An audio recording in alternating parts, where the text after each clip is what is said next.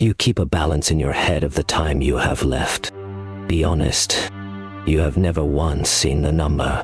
You do not know if it is 40 years or 40 days. And yet you spend against it every single day as though it were endless. Postponing, deferring, saving the best of yourself for a later that has not been promised to you. The Stoics found this the strangest madness of all.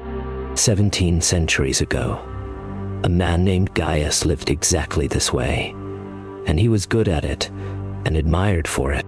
He was always busy, always moving, always one task from the life he meant to begin. He spent his hours like a man spending coins he never stopped to count, certain the purse would never empty. But the purse was emptying the whole time. It empties for everyone, silently, whether you count or not. And the cruelest part is that Gaius was not losing his time to some great catastrophe. He was losing it to the small, endless, reasonable business of getting ready to live. What Gaius wanted, more than anything, was time. But notice the shape of the wanting. He did not want this hour. He wanted later. He wanted the someday when the work would ease, when the money would be enough, when things would finally settle. And then, in that golden cleared space, he would begin to truly live, rest, see his family, become the man he intended to be. And the later never came. Every time he neared it, it stepped back the exact distance he had advanced. The work did not ease. It grew. The enough was never quite enough. The someday, it turned out, was not a place on the road at all. It was the horizon. And a man can walk toward the horizon his entire life and never once arrive. And here is the first hard thing Gaius could not see while he was running.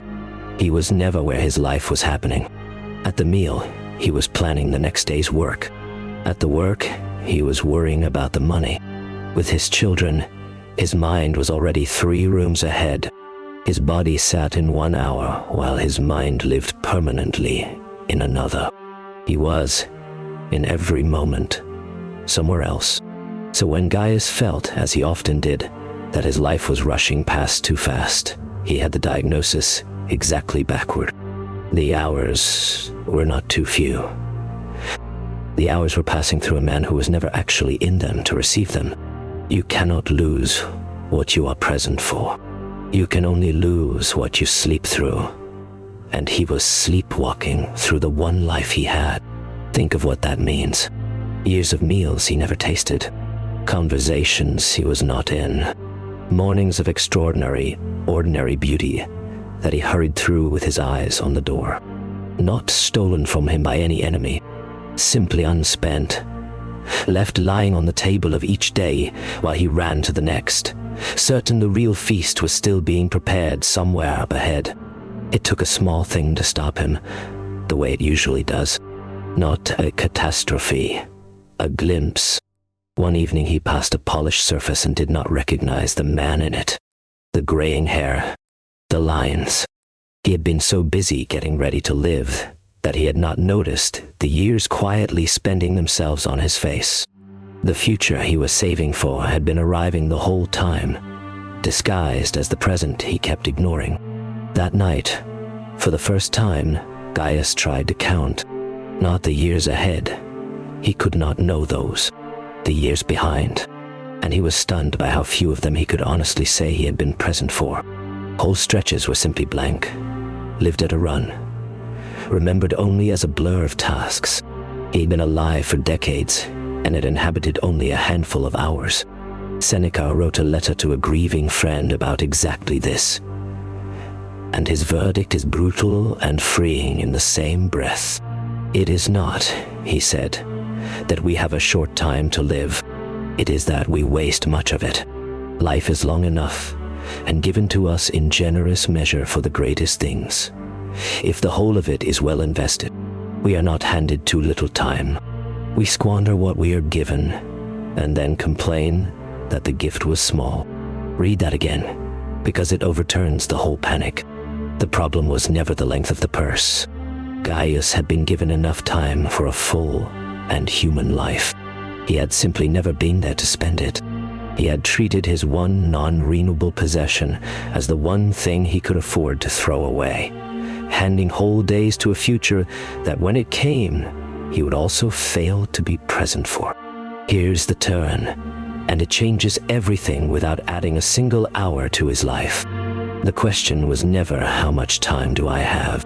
It was always how much of it am I actually here for. A long life lived absently is short. A single hour lived fully is, in the only way that matters, complete. Presence does not lengthen your time. It is the only thing that lets you keep any of it. And he saw, at last, what the someday had really been. Not a promise. A thief.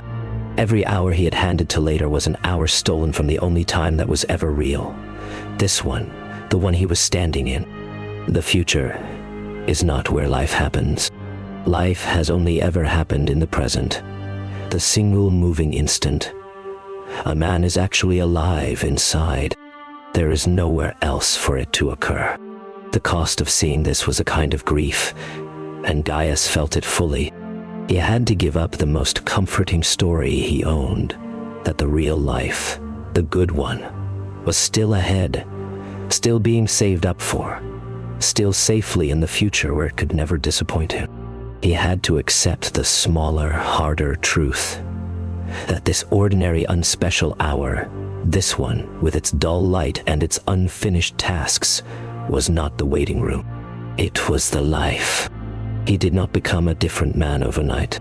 The old hurry still rose in him every morning, the reflex to rush toward the next thing. But now, sometimes, he caught it, and instead of counting the hours he had left or chasing the ones still ahead, he did the one thing he had never learned to do in all his busy years. He stopped and stayed and let himself arrive in the hour he was already in. It was nothing dramatic when it finally happened. An ordinary morning. The light coming in. A cup warm in his hands.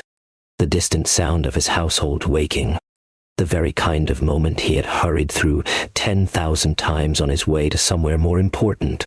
Only this time, he did not hurry. He let it be the most important thing, because he understood, now, that it was the only thing he actually had. He did not know how many such mornings he had left. He never would. That number stays hidden from all of us until the end. But, for the first time in his hurried life, Gaius stopped trying to count it. He simply drank the warmth and felt the light and listened to the house come alive around him. And for the length of one held breath, he was finally entirely there.